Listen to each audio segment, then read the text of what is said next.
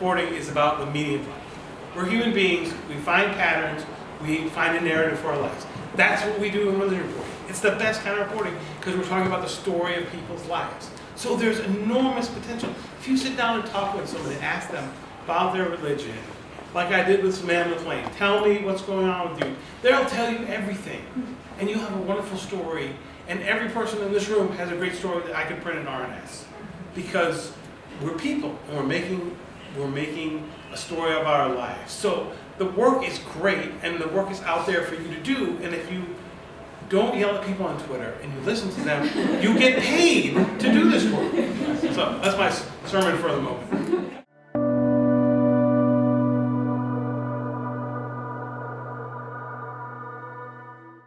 I had done nonprofit work for a while and really wasn't really good at it, and I really wanted to write. I didn't know how, so I got a graduate degree in writing, and then I still didn't know how to make a living as a writer. So I started doing freelance stories.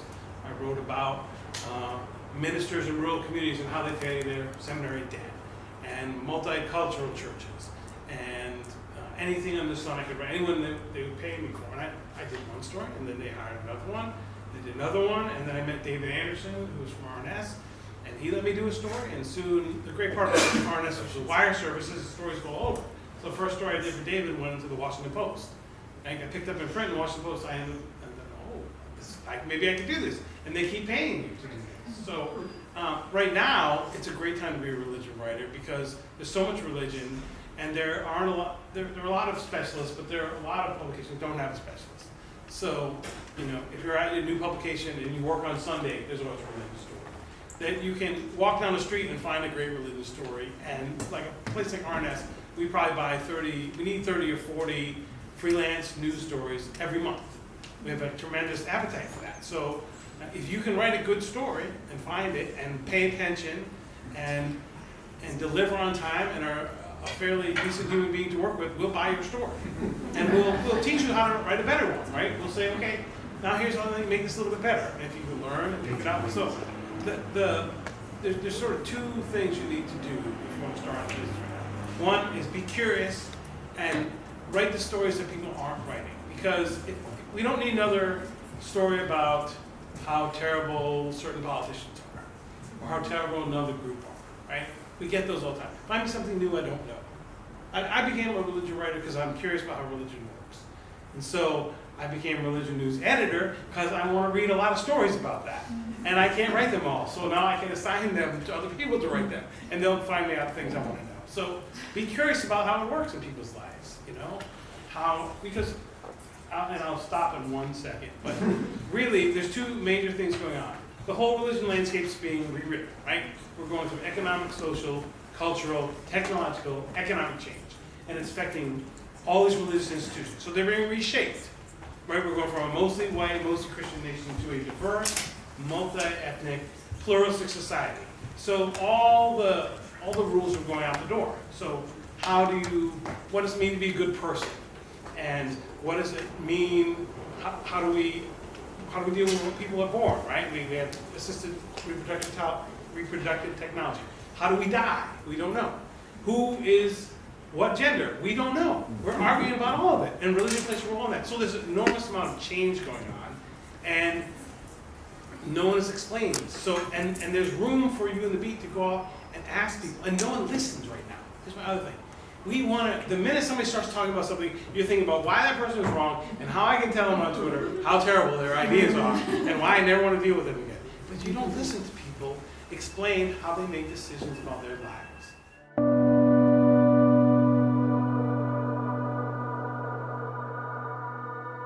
And then sites everywhere are looking to find religion. And so the interesting thing with religion beat, if you go back in the history of RNS, of the Religion News Association, in the 60s and 70s, there are these moments.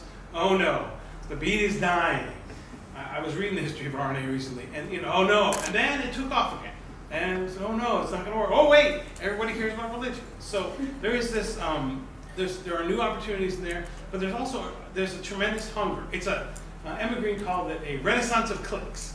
If you write a religion story, people will click on it and read it, especially if it's a good story, and you get something that's not just kind of salacious or whatever, but if you get something that really touches people's heartstrings, you get some real people in there, people read the heck out of it. And sometimes you get a weird religion story. The most popular religion story I ever wrote was about a guy who quit his job because he kept getting 666 on his badge. An old, runners Pentecostal man. And people in Uganda read it, and India read it, and Pakistan I saw. But it was, it's a little bit weird, but his story was like, this is my faith, and I keep getting this thing, and I think that by having this number on my badge, I'm cooperating with the devil, so I can't, so people read that. And if you can find something kind of quirky and weird, and find the human part of it, and you just think, oh wait, that's not so quirky and weird, then people will read it, and again, you get paid.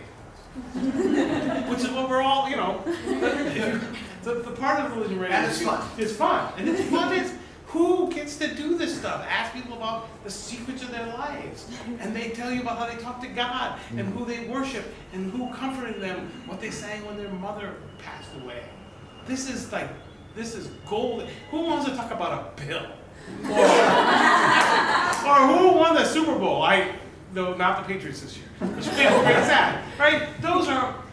We're talking about every moment, every story you do has some kind of, existential significance. And you don't write every story in that way, but you really are talking the most important moments of our lives and how people make sense of them. So it's a great privilege. It's also great fun, and you can make a living at this.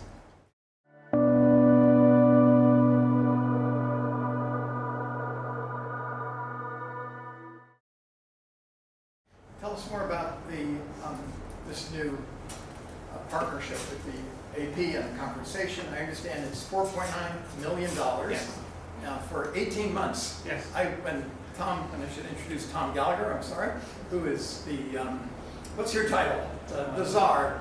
The doorman. The doorman. Tom has been brokering this deal together with Time Magazine and Sarah Nordum, who, and then anyone here from the conversation? No. But they're the third partner in the deal. Yes. But when I mentioned to Tom, wow, that's $4.9 million, I said, it's 5 years. He said, no, 18 months. Yeah. So we hope this is the beginning of something. Yes, we thought it was great. I'm very excited I want to say thanks to you to our board and to Tom for helping us get some money to the Lilly endowments that's funding this, the AP to wanting to work with us on this. It's been a lot of work, but it is, I think Lilly and the AP and RNS realize religion is an enormously important topic, and it's not getting the coverage that deserves. And this is a way to kind of jumpstart this, get some reports out there covering things, build our audience, build some revenue for us, and see if this works. And I think it will. And then there's maybe more money to come. But it's worth investing in because the topic matters. The topic matters. It shapes our culture, it shapes the lives of communities, individuals, and nations, and we don't know our neighbors. We don't know what our neighbors think and they believe. And we're gonna all have to share this country and this world, and if we know what they believe, it helps us do that. Right? We cannot, and this is my 2 cents of pontificating, but in our country is divided, right? But we cannot separate into red states and blue states. Your neighbors, your people that you have Thanksgiving dinner with are going to have different views, and they're going to keep having those different views for as long as you know them. So you can either say, I'm never going to have anything to do with them, or you can figure out what they believe and why they believe it, and maybe somewhere you'll find some common ground. But you can't figure that out unless you really know what they believe, and you listen to them and have them explain, and then see, okay, at least I understand what motivates you.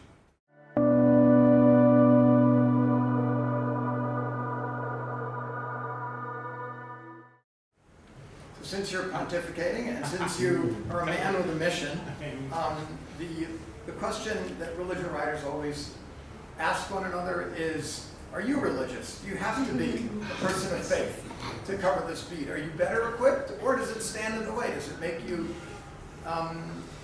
favor one side over the other? What's your take on? So it's the eternal question. I know reporters who have faith who are great, and reporters who have faith who are terrible. I know reporters who have no faith who are great, and reporters have no faith who are terrible. So I think it helps me to have been a religious person, to experience what it's like.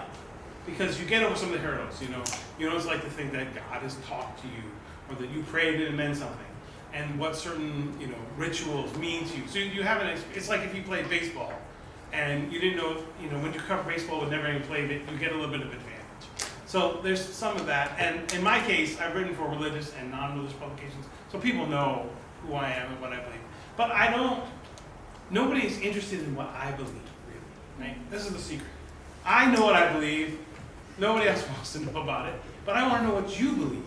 That's the key, right? If I know what you believe, then I've learned something new. Because if I just talk about what I believe, then I haven't learned anything. But if I talk about what you believe, then I know, okay, how does religion work for you? Because I know how it works for me. So I think it helps. It does mean that you have to constantly, I think like a Protestant. I think personal and small and communal and non-institutional. So I have to say, oh, you're thinking like a Protestant. Think about institutional. Think about ritual, which means different things for different folks. So I have to think through that. But people, I think if you're a good reporter, if you treat people well, that goes a long way. And I think religious belief and journalism are complementary. You're about, at least in my tradition, it's about seeking the truth. And if I tell fake news, it's a sin. They call it very fault, wasn't it? It's one of the top 10. I get in trouble for that. So I can't treat you badly. If I treat you badly because I don't like you, I'm a bad journalist. I'm a bad religious person. So it can be a safeguard. But I think everyone treats it differently. Depends on who I was covering. When I worked for the Tennessee for a long time. There was a big fight over a mosque. Everyone who's a mosque opponent was convinced I was Muslim. And part of the I'm not, but I could be. It didn't matter because I was still going to cover the same way. When I criticize Christians, they say, well, you hate Christians. When you criticize Catholics, you're like, you hate Catholics. No, I just cover you. And I do the reporting, and my religious belief doesn't play a role in it. So it's a long answer, but I think it is something you have to be aware of. You have to know your own biases and how you think. And you can't think that other people's relationship to their faith is the same that yours is. You have to use yours to say, okay, this is what it's like for me. What is it like for you?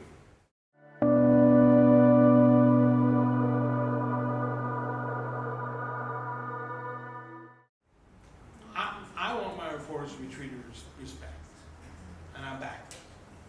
We try to, for example, if you go to a mosque, I take off my shoes. People cover up because that's respectful. We've had situations where they're like on big festivals, on Eid. We had a female colleague who went to the women's room because the women there felt more comfortable. They didn't say that had to be the case. We made that decision. But I would not let say a religious group said that I can't speak to a woman. Well, because sometimes we have that what they call the Billy Graham personal peace. We're not gonna. We'll abide by that, but we're not gonna say you can't talk to. Some people won't talk to a woman reporter, and we're like, no, we're gonna send who we send, and you'll have to talk to them. So you have to be. I think you have to be respectful of the environment and know the environment. But I don't want any of my reporters treated differently by their sources. They are doing their job. But you can go to someone's house of worship, for example, and dress in what way that makes them work. But I want my reporters to be treated well, and with respect. So I expect that wherever they go, they're going to treat those folks with respect, but also do their job. It's like women in the locker room. For a long time they couldn't do that, and now they do that because that's the job. So people go in, and some people aren't happy about it, and they don't do it disrespectfully, but you go and you do it.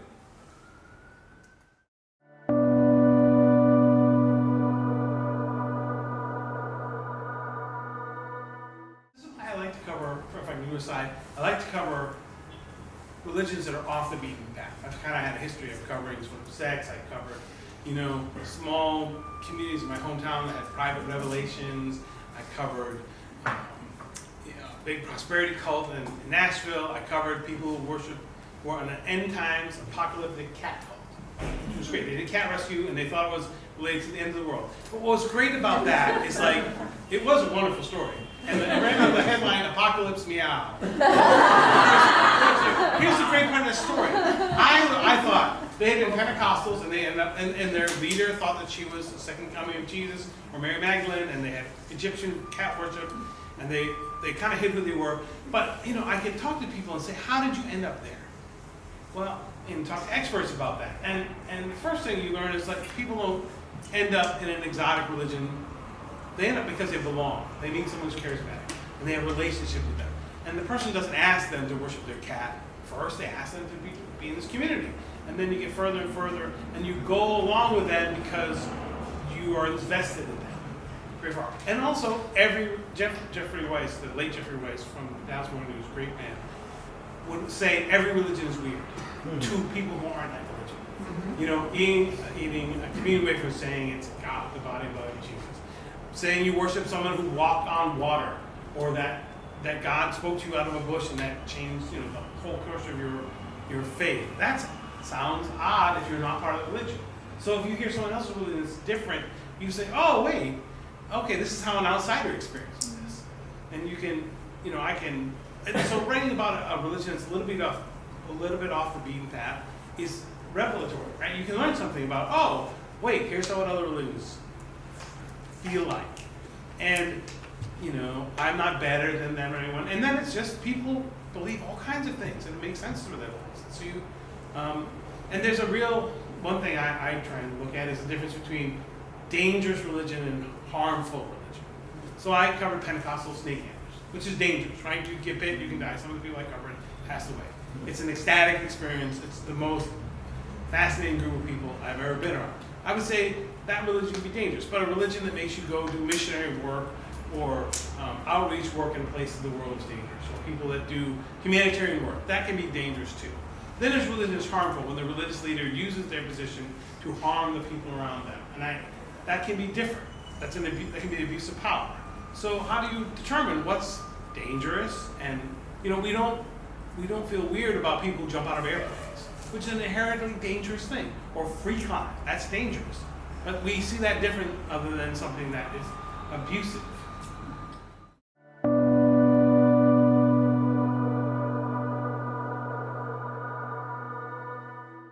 We did a few things. One, we sort of thought, do we send someone right away? Do we wait?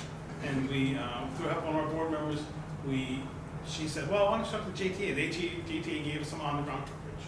We did a contact partnership, which was helpful the first 3 days because there's everything going on, and I've got 4 full-time staff reporters. I can't get someone there yet. And then we sent one of our reporters, who actually has grown up in the neighborhood. I didn't know this afterwards. But she went and first thing she covered was funerals. There's an older couple died. Okay, let's go to that funeral. Let's go and use their story to kind of tell us. And then she went to Juma prayers on Friday because the Muslim community was raising a lot of money. So she went there. And then there had been a push for a lot of people to go to Sabbath services on Sabbath, Shabbat services, excuse me. So she went to those, and she went and, you know, met folks and sort of picked 2 or 3 things that we could do. And she did lovely stories, and just, you know, you had both moments of pathos, and then this kind of, not optimism, but resilience in this folks raising money. And this Muslim community saying, no, this is not what we want. And so we were, among other, Peter Smith at the Pittsburgh Post-Gazette did some fabulous work. Peter's the religion writer in town, did great work. We sort of picked and chose what we could do to add to this. And Yonat Sharon, who did the stories, did a wonderful job. Just wonderful, you know, just being there, present, bearing witness to that. It's important. That's what we do, right? And so we knew we had to get someone there. We didn't know if we'd go day 1 or not. And so we talked, okay, we can't get someone at day 1. Can we get there day 3 when people are starting to be buried? Okay, that's a good pivot point that we could cover, and we could get this older couple who died, you know, together there. And it was great. Yonat did wonderful work. Can't say enough about her. I'll take this opportunity to mention that Yonat Sharon is a graduate of J School and was studied with me, but she did not take my religion class. She did her master's project with me, but I'm very I take credit for her anyway. I'm very proud of her. as I am with all my students.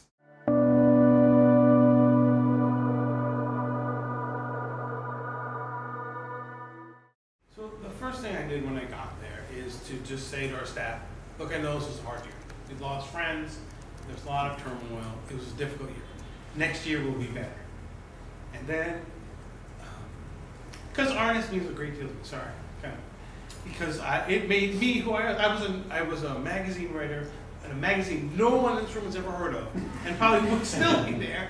But David Anderson was kind to me and said, you could write this story. I don't think he thought I would, or if I could do it, but he took a chance on me. And then the Washington Post picked it up, and then he let me write another story. So it means a great deal to me. The people there, it was very difficult to go through this. I've been on the board, spent a lot of time trying to keep RNS on a sustainable, strong path. So I said it's going to be better. This year will be better. Every story, every day, I try and make that part of our story. And I told people, you can tell me whatever you want to tell me. I will not hold it against you. I do something wrong, you just tell me. And then the work we just started doing the work. You know, the Vatican abuse, the shooting, the election. People just did great work. And we just kept saying yes. And I thank Paul O'Donnell, our acting manager, who's been a great stabilizing force. Great. Our board's been super supportive. And then we had this AP thing happening. So now we've got something to look forward to. We just had staff meetings we had our RNA meetings, people got a chance to say goodbye to some of their friends. We had a staff meeting, went around, talked about how people came to religion reports and why they came to RNS. And reminded them, they like each other. They like this work. So you do it every time. But I have as the editor, I have to show them, make good on my promise every day. So I'm trying to. And they're very, very gracious with me. If I make a mistake, I'm sure they'll tell me. I'm just trying to say yes. Yes, do this. We can do this and do this. We've added some people. There were a few small things I got to do where people had wanted to make a change. And I made that change. I got somebody a new computer. I got someone to copy edit because we had a reporter who do the copy editing. And she does the copy editing more. We had a new Muslim American columnist, a new Sikh columnist, a new African American. We're adding folks. People are seeing momentum, and then I'm trying to prove, that's what you do as editor. Every day you have to build relationships and trust with people. And just like you do with your readers, right? You build relationships and trust every story, your reputation and all that. So I'm doing that with folks, trying to tell them how much I care about the organization and them. And then we will show people by our keeping our promises and delivering good content that RNS is a very bright future. So.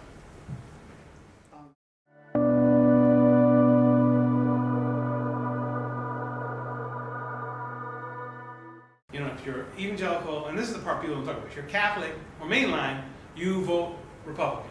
You lean to Democrat.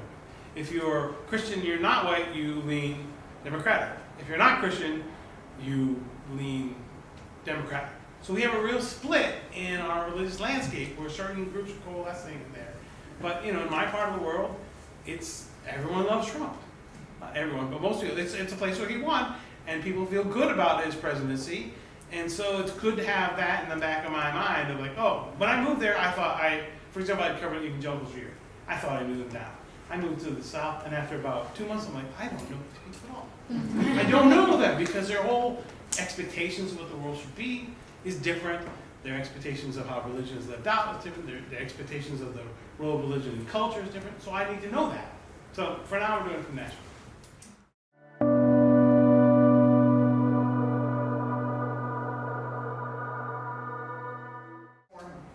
I do, and I probably will write at some point, but right now I have so much work to do that I feel like people invested in me, and let me write and have my turn. So now it's my turn to apply all these things. And all my good stories I'm giving to the reporters.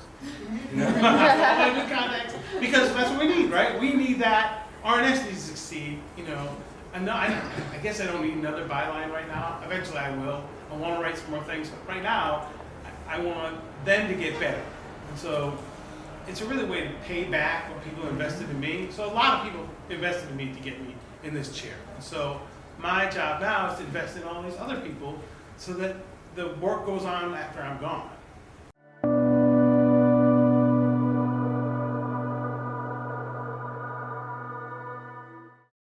So some of the religious press buy our news. they're covering our customers. So we have some connection there. We are non-sectarian, we're non-religious. Though there are a number of press associations we're members of. Some of them we're members of the Associated Church Press and the members of RNA. So but a lot of them buy our content.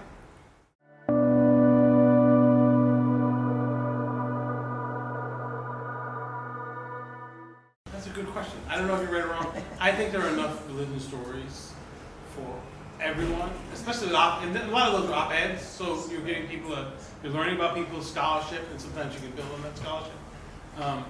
I don't see it as a competition. I see it, I'm right now, there's so much religion that's not being covered, that there are, and so much scholarship people don't know about, that I think it's a good thing.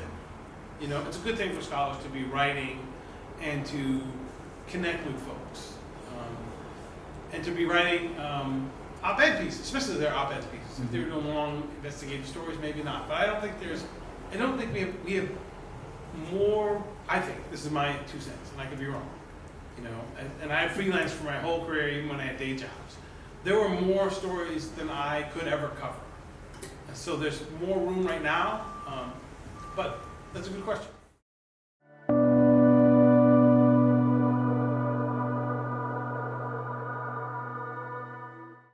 It's a major challenge and opportunity. You meet great and interesting people on social media. You get some terrible views on social media. So it's the thing we have to deal with. I do think there's at least for my 2 cents, is there's room for people who, because social media is often driven by the person's, it doesn't claim to be objective, right? So there's room for objective voices, and there's room for people who can listen to one another. And to bring, I love my Twitter feed because I've got all sides, and I can get along with all of them. I'm not vested in any of their arguments, but I'm interested in all of them.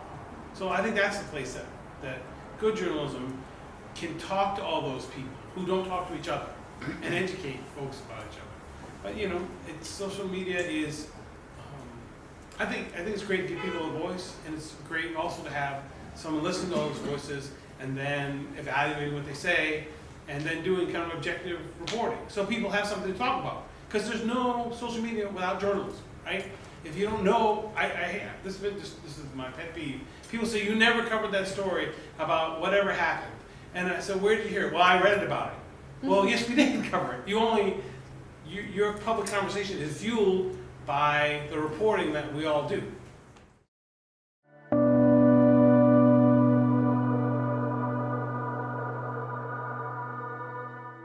The influence they have, because when we had this mosque in Murfreesboro, the year before the mosque became a big story, my editor called me in office. She said, my friend went and saw this movie. It was about how all the Muslims are Nazis, and it was at a big mega church, and you should do an investigation of that. And I was like, I do not want to do an investigation of this thing. I'm a religion reporter. I don't do investigations. This is before I loved investigations. But I'm like, okay, I'll figure this out. And sure enough, they were all over the South, were these networks of people, of nonprofits and experts going around spreading this narrative. And so when someone went to build a mosque, this whole group of people are in the streets with this narrative and saying, oh yes, they're out to get it, and we can't have this mosque because it's not really a religion. The DOJ had to file a brief in this court battle over the mosque in Murfreesboro to say, yes, the Department of Justice recognizes Islam as a religion. It is a religious group. But those groups were out there, and those groups have influence on our public policy right now, right? They have enormous, so we need to know about that. And some folks say, well, if you cover them, they're not going to go away if we don't cover them, I think, right? We should know about them. We should investigate their claims. We should know the arguments they're making and know the audience they're reaching to, and try I suppose debunk is, try and say, here's what they claim, or fact check what they say. Here's why their movements have resonance and why you should pay attention to them.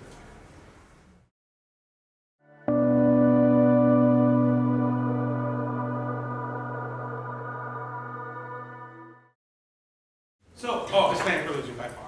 Nobody's covering it. We don't know anything about what Hispanic Catholics are doing, Hispanic Pentecostals, Hispanic Protestants, nobody knows anything. That's the biggest, fastest growing group of people know. We don't even poll sometimes for it. We got polling, we don't know. If you're not a white Christian, nobody knows what you voted for. It makes me crazy, right? Hispanic. But I think the biggest story too is religious change in the country. What's driving all this conflict? What we aren't looking at like I keep saying the religious landscape's being rewritten. So all the rules are changing. And so people are having to reevaluate what's the place of religion. And things we didn't argue about before, we're arguing about now. And whether we should, we have these arguments over religious freedom. So there's a great story in Wisconsin I didn't get to cover. But there were Amish folks in Wisconsin who were building houses. And the town had rules that you had to have a hardwired smoke detectors. And Amish had no electricity. They couldn't get a house permit. They built a house, they put the sign on the way for the house, the town was coming over to knock down their house. Well, so we had technological change that made put the religious group's identity in conflict. So how do we resolve that? These things are happening all the time. The cake baker cases, the case of marriage, the case of gender, all these kind of things, the role that religious nonprofits play in culture. Because religious groups are that's the biggest sector of charitable giving. They do a tremendous amount of work, but can they work together? Can someone get public money? Could you get public money and still have religious rules and be a religious institution? How's that all going to work? Because it used to be all white Christian. I was born in '65, mostly white, mostly Christian. So there was a hegemony, I guess that's what you call it. But there's somebody at the head of the table and everybody else around it. Now the table is going to be white, among young people, it's white Christians of color, nuns, and then folks of other faiths. They're peers. So when you're peers, you got three people at the table who are peers who have different views on how to vote and how to live your life and public policy and the role of religion in life and the role of ethics and values. That's not an easy thing to figure out. And it happened in 50 years, this change.